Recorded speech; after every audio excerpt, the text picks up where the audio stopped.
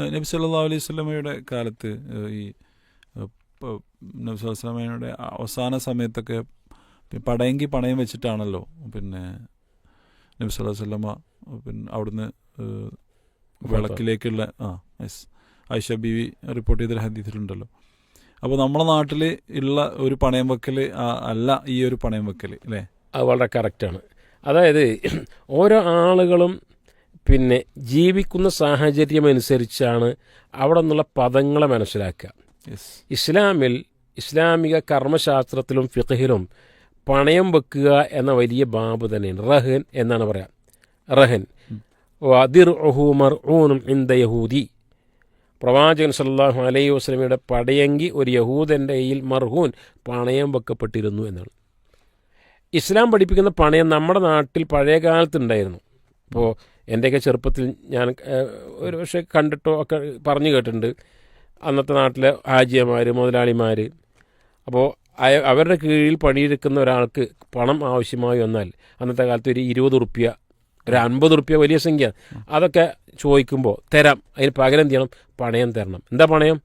അത് ഒരു പക്ഷേ ചെമ്പ് പാത്രമായിരിക്കും. അന്നത്തെ കാലത്ത് ചെമ്പ് പാത്രം, അല്ലെങ്കിൽ ചെമ്പിൻ്റെ കിണ്ടി എന്നൊക്കെ നമ്മുടെ നാട്ടിൽ പറയും. ആ വാക്ക് ചില മറ്റർത്ഥത്തിന് ഉപയോഗിക്കുക. ഏതായാലും അങ്ങനെ പാത്രങ്ങൾ പണയം വെക്കുക.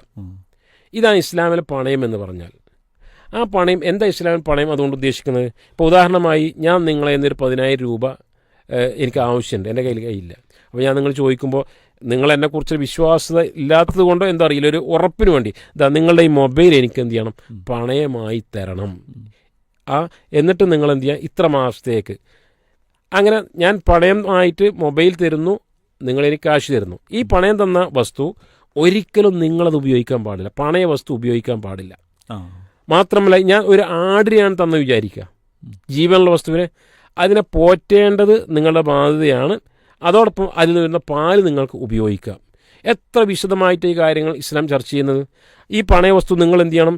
ഒരാൾ എടുത്തു കൊണ്ടുപോകാൻ പറ്റാത്ത രൂപത്തിൽ ഭദ്രമായി സൂക്ഷിക്കൽ നിങ്ങളുടെ ബാധ്യതയാണ്. നിങ്ങളുടെ അലംഭാവം മുഖേന നഷ്ടപ്പെട്ടു കഴിഞ്ഞ് നിങ്ങളാണ് അതിൻ്റെ ഉത്തരവാദി. അങ്ങനെ സമയമാകുമ്പോൾ ഞാൻ ക്യാഷുമായി വരുന്നു, നിങ്ങൾ പണയവസ്തു തരുന്നു. സമയമാകുമ്പോൾ എനിക്ക് ക്യാഷ് തരാൻ സാധിക്കുന്നില്ല എങ്കിൽ ഇത് വിറ്റ് നിങ്ങളുടെ ക്യാഷ് നിങ്ങൾ എടുക്കുന്നു, ബാക്കി വസ്തു എനിക്ക് തരും. ഇതാണ് ഇസ്ലാമിലെ പണയം. ഇവിടെ റിബ, പലിശ എന്ന് പറയുന്ന ഒരു ഏർപ്പാട് ഇല്ല. ഇവിടെ ഇസ്ലാമിലെ റഹൻ എന്ന് പറയുമ്പോൾ കാരുണ്യമാണ്, സഹായമാണ്. എന്നാൽ നാട്ടിൽ നിലനിൽക്കുന്ന പണയം എന്ന് പറയുമ്പോൾ കേൾക്കുമ്പോഴേക്ക് ആളുകൾക്കറിയാം അത് പലിശയാണ് എന്ന്.